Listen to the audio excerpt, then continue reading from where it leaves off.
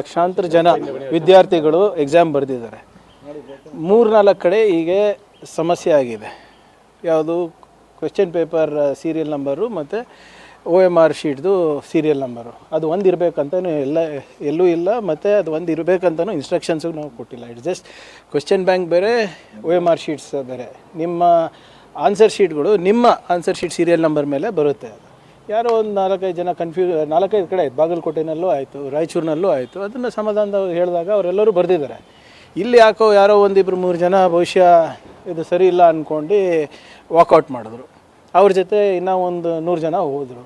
ಈಗ ರೂಲ್ ಏನು ಹೇಳುತ್ತೆ, ಒಂದು ಸರಿ ಆಚೆ ಹೋದ್ಮೇಲೆ ನಾವಂತೂ ಹೇಳಿದ್ವಿ ಹೋಗಬೇಡಿ ಅಂತ.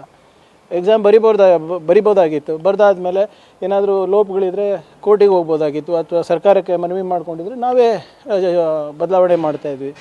ಯಾರು ಏನು ಹೇಳಿದಾರೋ ಗೊತ್ತಿಲ್ಲ. ಒಂದು ಸರಿ ಹೊರಗೆ ಹೋದ್ಮೇಲೆ we cannot allow them inside.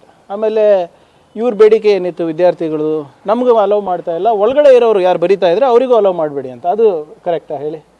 So what ever it is ಏನು ಮಿಸ್ಕಮ್ಯುನಿಕೇಷನ್ನ ಅಥವಾ ಮಿಸ್ಅಂಡರ್ಸ್ಟ್ಯಾಂಡಿಂಗ್ ಅವರಲ್ಲಿ ಗೊತ್ತಿಲ್ಲ. ಬಟ್ ಯಾವುದೇ ರೀತಿಯಾದಂಥ ಅಲ್ಲಿ ಏನು ಗೊಂದಲಕ್ಕೆ ಕಾರಣ ಯಾರಾಗಿದ್ದಾರೆ ಅಂತ ನೋಡೋಣ ಅಲ್ಲಿ.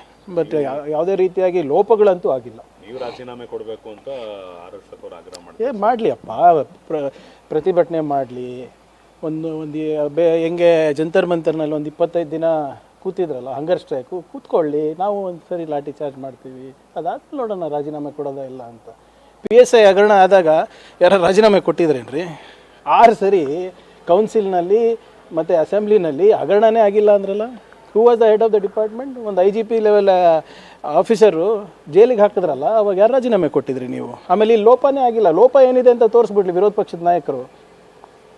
BJPಯವರು ಲೋಪ ಇದೆ ಅಂತ ಇದ್ದಾರಲ್ಲ, ಏನು ಲೋಪ ತೋರಿಸ್ಲಿ. ಈಗ ಲಕ್ಷಾಂತರ ಜನರು ಎಕ್ಸಾಮ್ ಬರೆದಾದ್ಮೇಲೆ how can only these people not right? ಆಮೇಲೆ ನೋಡಿ, ಈ ವಿಚಾರದಲ್ಲಿ ವೈಯಕ್ತಿಕವಾಗಿ ಯಾವುದೇ ರೀತಿಯಾದಂಥ ಕಾಂಪ್ರಮೈಸ್ ಇಲ್ಲ. ನಾನು ಇವಾಗಿದ್ದಲ್ಲ, ವಿರೋಧ ಪಕ್ಷದಲ್ಲಿ ಇದ್ದಾಗೂ ಕೂಡ KPSA ಬಗ್ಗೆ, KEA ಬಗ್ಗೆ ಮತ್ತು ನಮ್ಮ ಯುವಕರ ಬಗ್ಗೆ, ಅವರ ಭವಿಷ್ಯದ ಬಗ್ಗೆ ಸಾಕಷ್ಟು ಕಾಳಜಿ ವಹಿಸೇ ಮಾಡ್ತಾ ಇರೋದು. ಈಗಲೂ ಕೂಡ ಹಿಂದೆ ಯಾವ ಮಿನಿಸ್ಟರ್ ಬಂದು ಮುಖ್ಯಮಂತ್ರಿಗಳಿಗೆ 3.5 ತಾಸು ಕೂಡಿಸ್ಬಿಟ್ಟು DCSP ಅವ್ರ ಜೊತೆ ಸಮಾಲೋಚನೆ ನಡೆಸಿದ್ದು?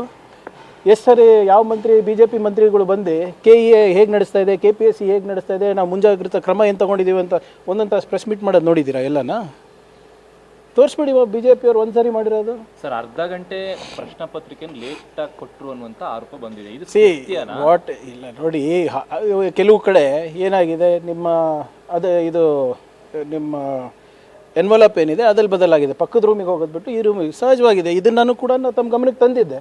ಯಾವ್ಯಾವ ಅಂಶಗಳನ್ನು ನಾವು ಪರಿಗಣಿಸ್ತಾ ಇದ್ದೀವಿ, ಪರಿಶೀಲನೆ ಮಾಡ್ತಾ ಇದ್ದೀವಿ, ಅವೆಲ್ಲನೂ ಕೂಡ ಹೌದು. ಎಲ್ಲನೂ 100% ಸರಿಯಾಗಿ ನಡೀತದೆ ಅಂತಿಲ್ಲ. But we have taken every step.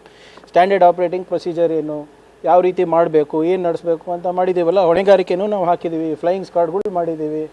ಇದಕ್ಕಿಂತ ಹೆಚ್ಚು ಏನು ಮಾಡೋಕ್ಕಾಗ್ತದೆ?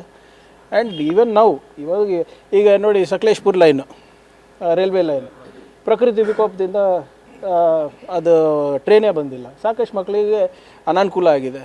ಅದು ಒಂದ್ಸಿನ ಏನೋ ಯಾವಾಗೋ ಒಂದು ಸರಿ ಆಗೋಂಥ ಘಟನೆಗಳು. ಅವರಿಗೆ ಪಾಪ ಹೇಗೆ ನ್ಯಾಯ ಕೊಡಿಸ್ಬೇಕು ಅವೆಲ್ಲ ನಾವು ಪರಿಶೀಲನೆ ಮಾಡ್ತೀವಿ.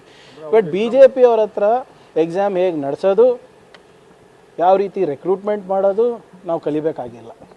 ಯಾವ ಥರ ಇದೆ ಅಂದರೆ, ಕೇಂದ್ರ ಶಿಕ್ಷಣ ಸಚಿವರನ್ನ ರಾಜೀನಾಮೆ ಈಗ ಆಯ್ತು ರೀ, ಪ್ರತಿಭಟನೆ ಮಾಡೋಕ್ಕೆ ಹೇಳಿ, ಹೇಳ್ತಾ ಇದ್ದೀನಲ್ಲ, 25 ದಿನ ಮಾಡಲಿ, ಹಂಗರ್ ಸ್ಟ್ರೈಕ್ ಮಾಡಲಿ. ಅದಾದಮೇಲೆ ನಾವು ಕಾನೂನಾತ್ಮಕ ಕ್ರಮ ತೊಗೊಳೋಣಂತೆ.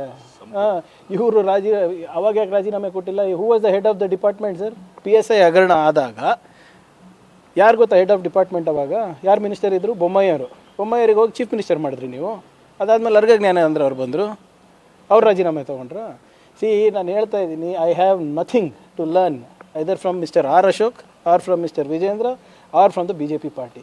ಸರ್, ಎಕ್ಸಾಮಿನೇಷನ್ ಮಿಸ್ ಮಾಡ್ಕೊಂಡಿರೋರಿಗೆ ನೋಡಿ, ಇದು ಯಾವುದು ಜೆನ್ಯೂನ್ ಆಗಿ ಯಾವುದಿದೆ, ಈ ಪ್ರಕೃತಿ ವಿಕೋಪದಿಂದ ಯಾವತ್ತೂ ಕೂಡ ಆಗಿರಲಿಲ್ಲ.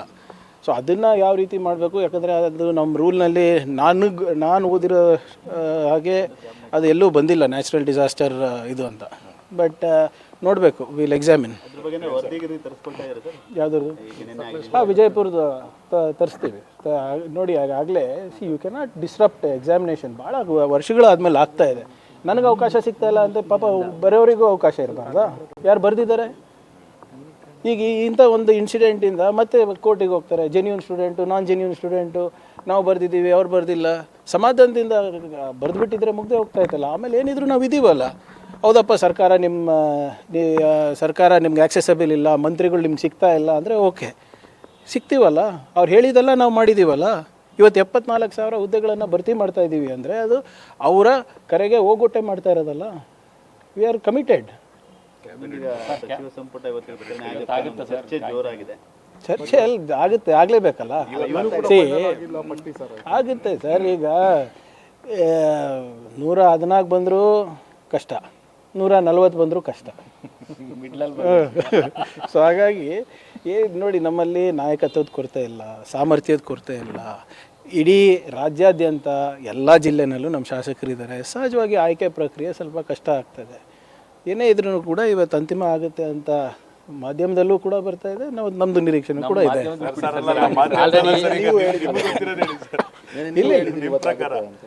ಇಲ್ಲಪ್ಪ, ಅವ್ರು ಕೇಳಿದ್ರು ಆಗುತ್ತಾ ಅಂದ್ರೆ ಆಗುತ್ತೆ ಅಂದೆ ಅಷ್ಟೇ. ಇವತ್ತೇ ಆಗುತ್ತೆ ಅಂದ್ರೆ 11 ಗಂಟೆ ಆಯ್ತು ಸರ್. 11 ಗಂಟೆ ಡೈಲಿ ನಾಯಕರಿಗೆ 1 ಇರುವಂತವ್ರು, ಡೈಲಿ ನಾಯಕರು ನೀವು 1 ಇರೋರು, ಹಾಗಾಗಿ ಏನಾದ್ರು ಅಂತಿಮ ನೋಡಿ ಆಗುತ್ತೆ ಇವ್ರೆ. We have to do. ನೋಡಿ, ಇವಾಗ ರಾಜ್ಯದಲ್ಲಿ ಸ್ವಲ್ಪ ಏನು ಪರಿಸ್ಥಿತಿ ಗಂಭೀರವಾಗಿದೆ.